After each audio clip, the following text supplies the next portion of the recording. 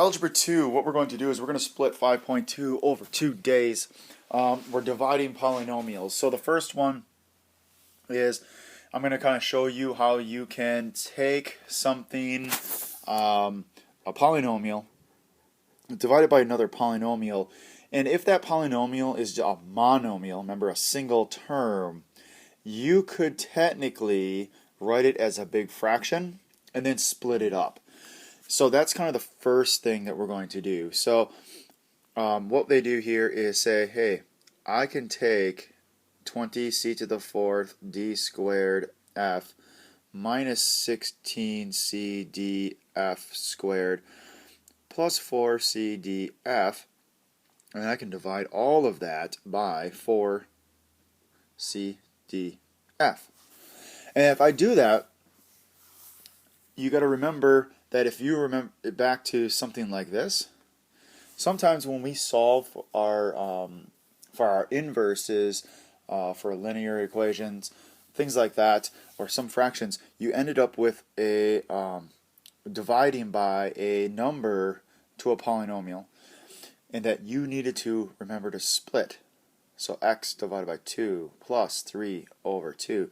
So that equaled x over 2 plus 3 over 2. So we could split them up to a common denominator. Because now it has a common denominator, I can put them together. So they go back and forth. We're going to do the same thing here. And I'm going to divide the first one, the middle, and the last one by 4cdf. So I'm going to write it out first. So 20c4d squared f all over 4cdf. So yeah, it does take a little bit, and that's, I mean, it's okay.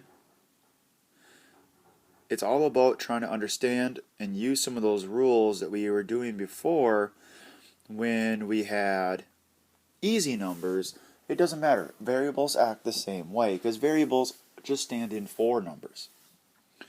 And so now, if you take a look here, you just have 3 problems like you would have done in 5.1 and or just your exponent rules. And so now you can say, hey, 20 divided by 4, hey, that's a 5. C to the 4 divided by c is c to the 3rd. D7 divided by d is d to the 6th. And then the f's cancel out. Minus, what's 16 divided by 4? 4. C's are gone. Ooh, D's are gone. And the f squared divided by f is f. Plus, ooh, 4's are gone. C's are gone. D's are gone. F's are gone. They're not really gone. I say they're gone, but really what they're doing, they're canceling. They're going to 1.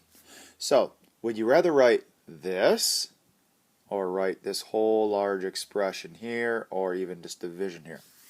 I think I'd go with the last line. So take it one step at a time, break it up into a common denominator so you can evaluate. Now, what we're going to do for the first half as well, and then we're going to stop, is we are going to do long division. Long division of polynomials. So before we get into this, you need to realize that you would have, if we talk about technically, this would be 49 divided by 4. Okay? Your divisor is the 4. So 4 goes on the outside. Hence, I have it on the outside. 49 goes on inside of a long division bar, and that is your dividend. And if you remember about long division, we're going to do this one, but the answer on top is what we call the quotient. And at the very end, you may have a remainder. And so we'll talk about how to deal with those as well. So, if you can do long division with numbers, you're going to be able to do long division with polynomials. Just make sure you follow the steps. So, the first thing you need to do is you need to ask yourself, how many times does 4 go into 4? And it is 1 time. Make sure you put it above the last number or the number you're talking about. So we put it above the 4. So I multiply down here. 1 times 4 is 4. And the rule was you needed to subtract. Those go away to 0, and then I can bring the 9 down. And now you ask yourself, how many times does 4 go into 9? And the answer is 2. And then I multiply across. 2 times 4 is 8. Going to subtract again to get 1. And then you ask yourself, how many times does 4 go into 1? Add. You find out, no, it doesn't. And so, back in the day, you would have put remainder 1, R1. So we have a remainder. So that's why I've talked about this here as the remainder. Now, here's something really cool. Technically, this remainder is 1 out of 4 pieces. So it's 12 and 1/4. Or 12 plus 1/4. Or 0.25. So that's how we're going to do this. You're going to figure out how does the first number become the first number inside here. How many times? Or what does it take? And then you multiply it. Subtract it. If you remember those, you're going to be fine. And hence, it repeats, it repeats, it repeats. So, let's do our division. Now, there's a couple things that we need to talk about for doing long division.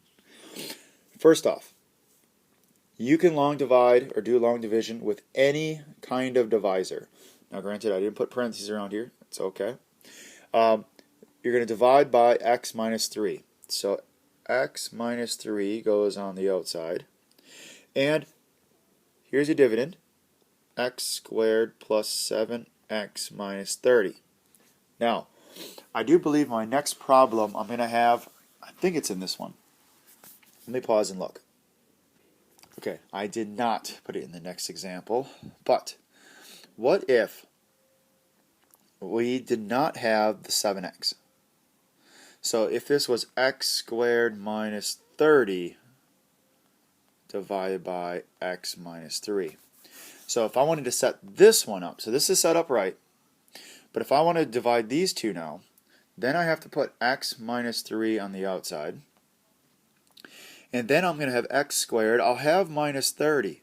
But there's a reason I left a blank in there, a space, is because I have to put 0 x's, because I don't have any x's in this particular function. This thing right here is called a placeholder. You need placeholders when you are missing something from the highest degree down to the constant. So even if the constant wasn't here, I'd have to put a 0 there. The reason is I want to have a placeholder or a column for every single piece from the constant up to its highest power, which is in this case 2. Another thing that we have to worry about, and is in the next problem, is that this guy right here, your divisor has to be, both of them have to be in standard form. Make sure you're in standard form. Standard form, use placeholders. You do not need placeholders for your divisor, but the dividend you do. So, how does this work? This works by saying, how do I make an x squared? What do I have to multiply it by? And so you're like, oh, x times x. So since it's an x, I'm going to put it above the x spot, the x column. And now, just like before, I'm going to multiply. X times x is x squared. X times negative 3 is negative 3x. So I multiply through. Now, you have to, just like before, subtract. I write subtract on the side. I write subtract on the side because I want you to actually see that you will have to subtract these. These should disappear. X squared minus x squared, we engineered it to happen. It should disappear. It should become 0. the thing that you're going to have a problem with is that you're going to take a 7x minus a negative 3x. And what happens when you subtract a negative? When you subtract a negative, you are actually adding. So this becomes 10x. Don't get caught on that. Students get caught for the fact that you're subtracting a negative, you have to add. And then I'm going to bring along the negative 30.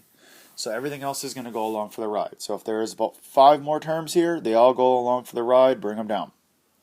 Guess what? It's like your morning shampoo regimen, rinse and repeat.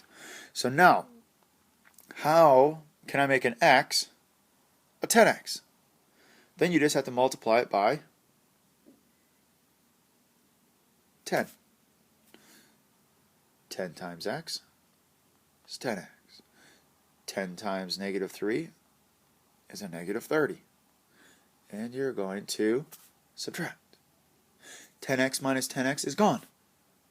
Negative 30, subtract a negative 30, actually are gone. Your remainder is 0. So you actually have no remainder. What is the answer? The answer is x plus 10. So this is our next problem. As I said, you need to have standard form. So when I go to rewrite this, I need to write it in standard form. Negative a plus 3 on the outside. I don't need any placeholders.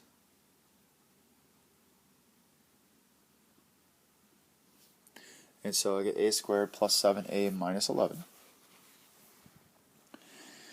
Now, this is going to be interesting because my leading coefficient or leading term out here has a negative. It has a number, and that's fine. It's going to be like that sometimes. You still act the exact same way. How do I make a negative a equal an a squared? And then you'd be like, well, it has to be multiplied by a negative because a negative negative makes a positive. And then I have to make an a squared. So a negative a. So negative a. Put it above the a's. Then I'm going to distribute through. Negative a times negative a is a squared. Negative a times 3 is a minus 3a. Now be careful, again, that idea of negatives being subtracted. Subtract a squared from a squared, they are gone. If I subtract a negative 3a from 7a, I get 10a again. Okay, that's not bad. I think I can handle that. Then I just ask, hey, how do I make a negative a equal a positive 10a? Oh, that's another negative. And that'd be negative 10.